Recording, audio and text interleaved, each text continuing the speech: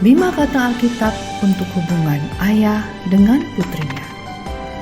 Ingatlah selalu bahwa dalam melakukan firman Tuhan, bukanlah dengan kekuatan sendiri, tapi dengan kekuatan Roh Kudus yang ada di dalam kamu. Bukan kamu yang bekerja untuk Tuhan, tapi Tuhan yang bekerja di dalam kamu. Kamu adalah bejana untuk kemuliaan namanya. Berikut ini adalah 5 kata Alkitab tentang hubungan ayah dengan putrinya. 1. Kasih. Sama seperti ayah harus mengasihi putranya, mereka juga harus mengasihi putrinya. Kasih ini lembut, protektif, dan rela berkorban. Hakim-Hakim 1 ayat 12-15 menceritakan hubungan Kaleb sebagai ayah dengan putrinya Aksa.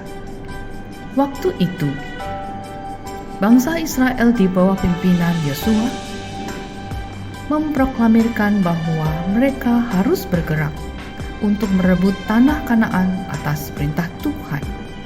Maka suku pertama yang maju untuk merebut tanah Kanaan adalah suku Yehuda.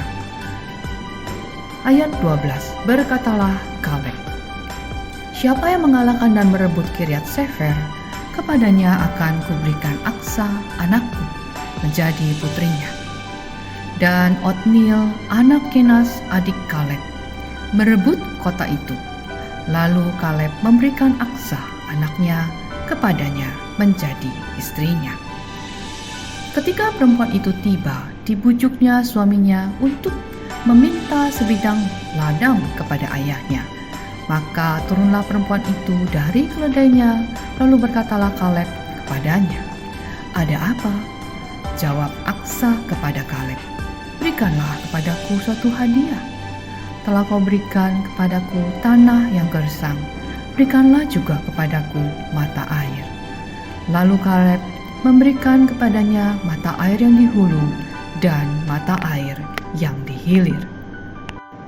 Mengasihi putri seperti Kaleb adalah menjamin bahwa putrinya akan memperoleh seorang suami yang takut akan Tuhan, yang berani membela dan mampu untuk menyediakan bagi istrinya. Dan karena hubungan antara Aksa dengan Kaleb begitu baik, maka Aksa berani untuk meminta kepada Kaleb bukan saja sebidang tanah, namun juga sumber mata air. Bahkan Kaleb memberikan 2 mata air, yaitu yang di hulu dan yang di hilir. Inilah kasih dari seorang ayah kepada putrinya. Dia rela mengorbankan putrinya untuk diserahkan kepada seorang pria. Dan dia yakin bahwa pria ini adalah pria yang mengasihi putrinya dan rela berkorban, karena Otniel rela untuk maju berperang bagi putrinya. 2. Perlindungan.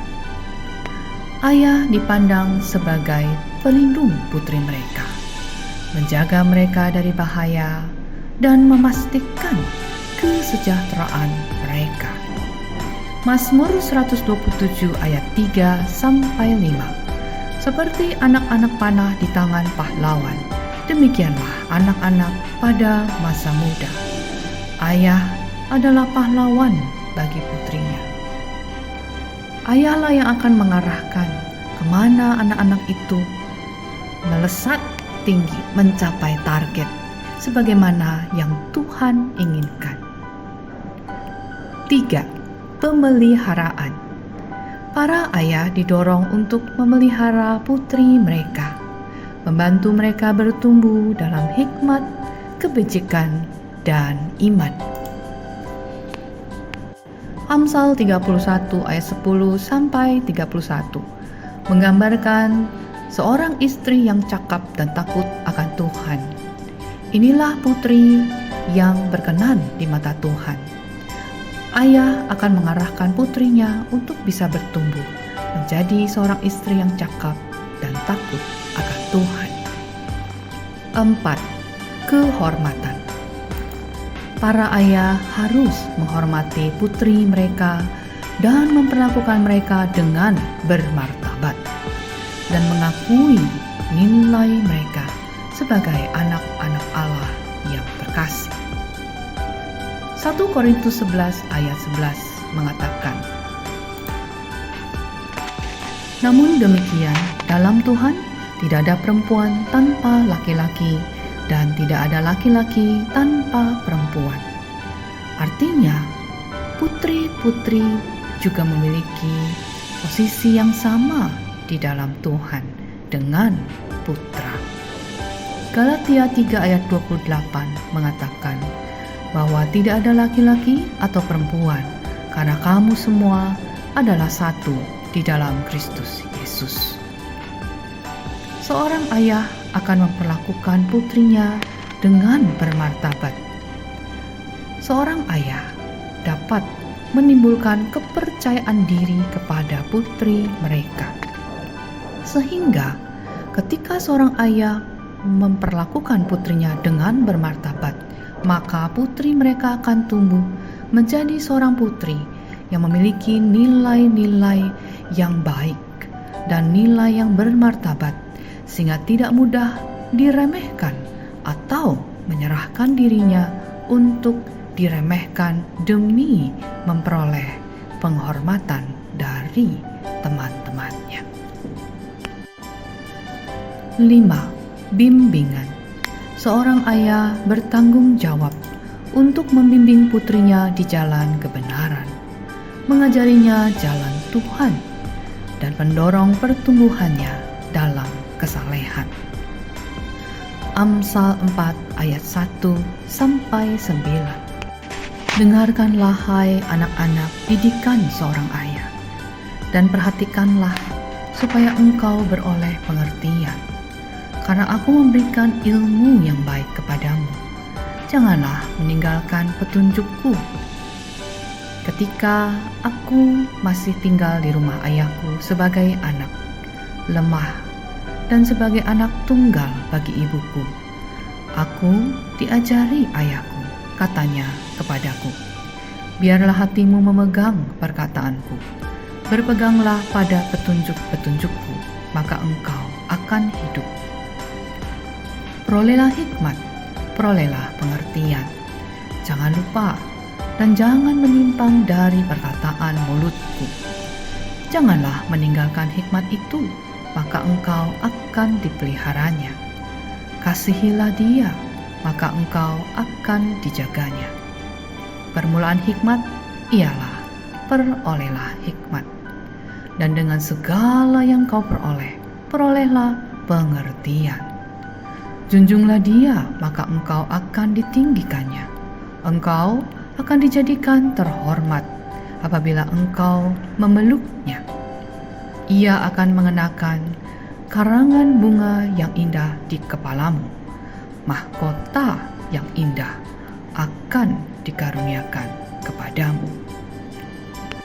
Seorang ayah akan membimbing putrinya di jalan kebenaran, yaitu jalan Tuhan, sehingga putrinya dapat meraih yang tertinggi yang dapat dia raih, seperti mahkota yang indah di kepala putrinya. Ulangan 6 ayat 6-7 mengatakan bahwa haruslah engkau mengajarkannya berulang-ulang kepada anak-anakmu. Seorang ayah tidak akan bosan-bosannya untuk terus mengajarkan tentang jalan Tuhan berulang-ulang kepada putri-putrinya. 5 kata Alkitab untuk hubungan ayah dan putrinya mencakup kasih, perlindungan, pemeliharaan, kehormatan, dan bimbingan.